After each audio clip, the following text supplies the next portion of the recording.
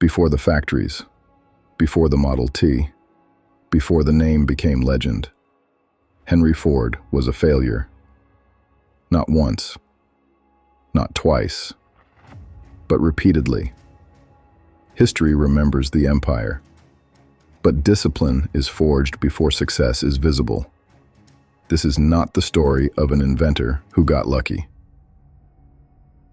This is the story of a man who refused to stop, even when the world gave him every reason to quit.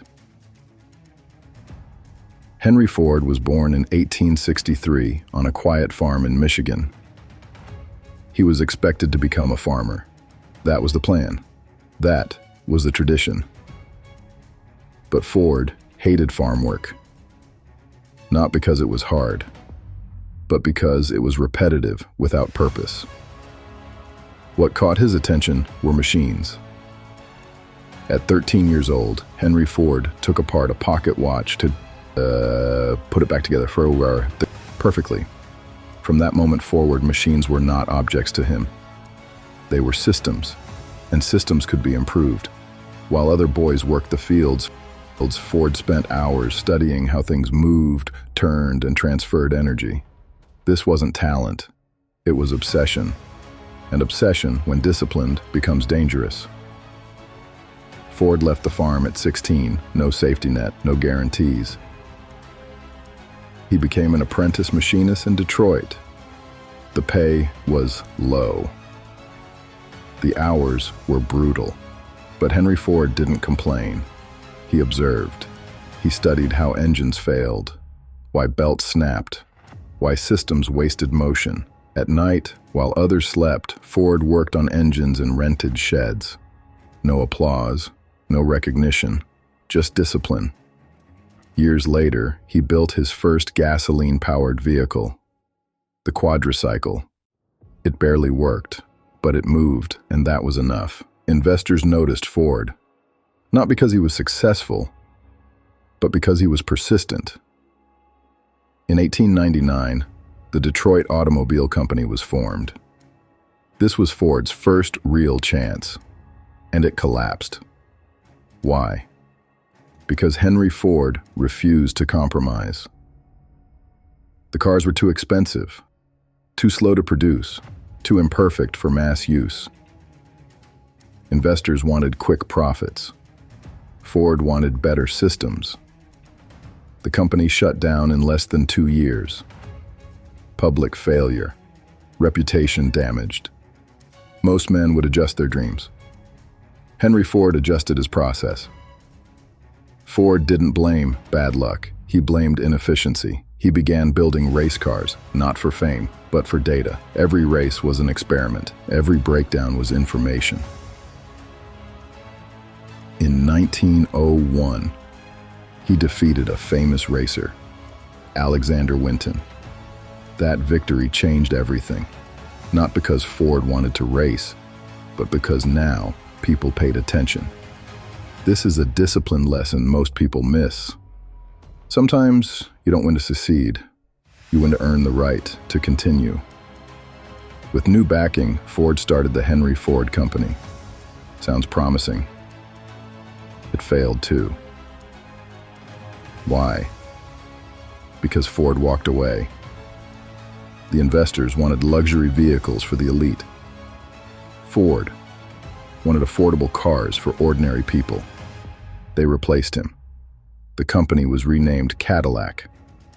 Yes, Henry Ford was fired from his own company, and the company that rejected him went on to succeed. This moment alone would have broken most men. But discipline doesn't rely on validation. This was the lowest point. By now, Ford was financially unstable, publicly embarrassed, considered difficult, considered unrealistic. He was 40 years old. No empire, no factory, no guarantee of success. Only a belief. If I perfect the process, the outcome will follow. This belief would change the world. Discipline doesn't shout, it whispers, try again, but smarter. Henry Ford would try again, one last time, and this time he would not just build a car. He would build a system that changed human labor forever. The system that changed the world. Most men fail once and retreat. Henry Ford failed twice and simplified. In 1903, with 11 investors and just $28,000, Ford founded the Ford Motor Company. No luxury vision, no ego-driven ambition. Just one idea. Build a car so affordable that the average man could own it. This wasn't charity. It was discipline through clarity. Ford had learned something painful from failure. Complexity kills progress. So this time, everything would be stripped down to its essentials. Ford rejected customization. Customers could choose any color they wanted, as long as it was black. Why? Not arrogance, efficiency. Black paint dried faster. Faster drying meant faster production. Faster production meant lower cost. Every decision followed the same discipline rule. If it slows the system, it doesn't belong. While competitors chased variety and prestige, Ford chased consistency, and consistency compounds. In 1908, Ford introduced the Model T. It was not beautiful, it was not luxurious, but it was reliable, and reliability builds trust. Ford understood something most entrepreneurs never grasp. People don't want perfection. They want something that works every day. The Model T was designed to survive. Mud roads, harsh weather, unskilled drivers. This wasn't engineering brilliance, it was empathetic discipline.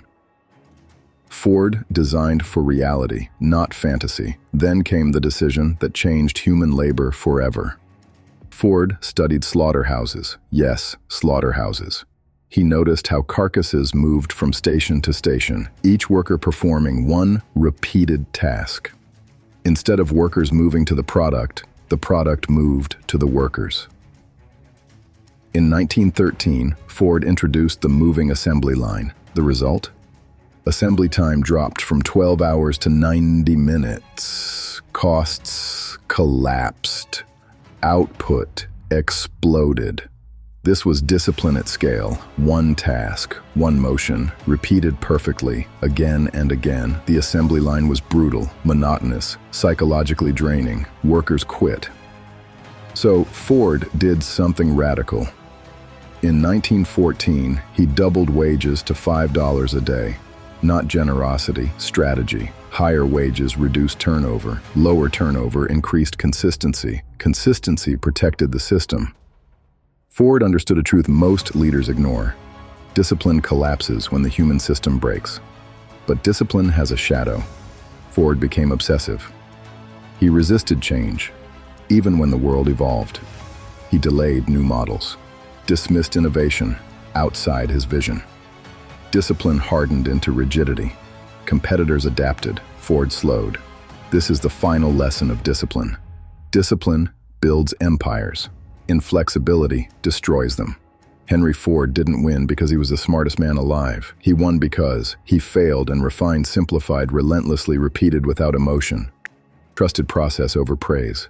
His discipline wasn't loud. It was boring, predictable, unforgiving, and that's why it worked. Henry Ford didn't build an empire overnight. He built it one repeated action at a time, and that is the discipline most people refuse to practice.